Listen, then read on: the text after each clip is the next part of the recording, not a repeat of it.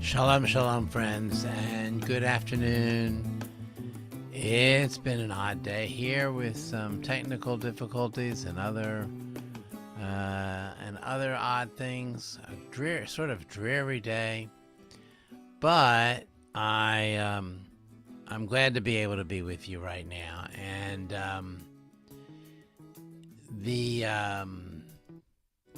the thing I wanted to talk about today is sort of a combination of two things that have been on my mind. One was a conversation we were having last night in my class about the nature of God.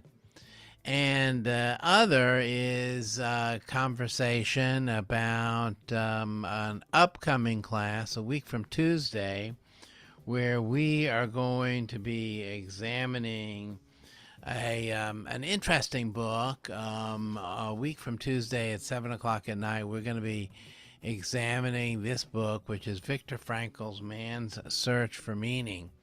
And if you haven't read it, it's okay. You can still join us next Tuesday evening, a week from today, at 7 o'clock in our Zoom room or in our streaming platform or wherever you normally watch us. So the two things sort of came together with me because I was examining Abraham Joshua Heschel's writing today, and I turned to a book of essays by Heschel called Moral Grandeur and Spiritual Audacity. And in the back there is a transcript of an interview that you can actually watch today on YouTube. It's an interview with Carl Stern, who was an NBC reporter who interviewed maybe one of the most powerful Jewish theologians who died in the 1980s, but he really was from another generation, post-war generation. And he was asking Heschel, he says, is there a Jewish view of man, of humankind? And Heschel says, he gives this answer, and I want to share it with you. Well, let me say, says Heschel, the point of what is mentioned in the beginning of the book of Genesis, that is that God created man in his own image. Frankly, if Moses would have consulted me, I would have said, don't say that. That's a bad thing to say. It's an impossible statement. First of all, it's absurd to say that man is created in the image of God. And second, it contradicts a major principle of the Ten Commandments. For there we read, thou shalt not make an image of God. So God made an image of God himself against his own law? It's a scandalous statement. Upon thinking about it further, I realize I have to understand its meaning, and this, I believe, is its meaning.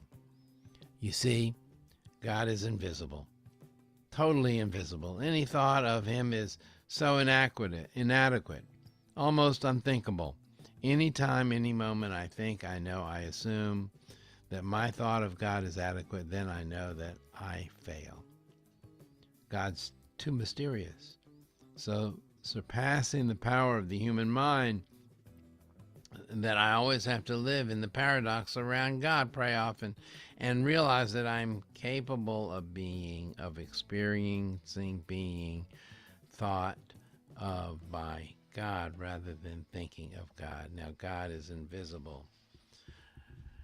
And he goes on to talk about his idea about the mission of man. He says, what's the mission of man according to the Jewish view? The mission of man is to be a reminder of God.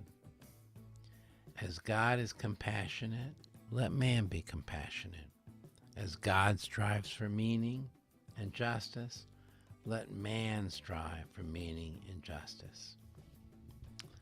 So for Heschel, who was, as you know, he died following a march with Martin Luther King. He was a real activist in his day. For Heschel, our purpose is, as people, as individuals, our mission is to represent something much higher. Our mission is to be a reminder of what God understands is justice, fairness, and a kind of quality of godliness that we portray in the world. And that human beings, when he says, he looks at human beings, he says every human being is a reminder of God himself. What he's saying is every human being reminds us that we can have a bit of godliness inside of us. It's an interesting idea, and it's an idea that makes us think, too, that when we look at people and we shake our head, oh my gosh, what crazy people there are, what fools there are, what crazy things they're doing.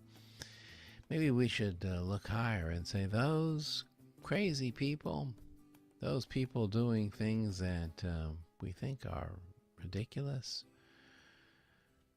they're a reminder of God as well. And somehow we need to accept even them.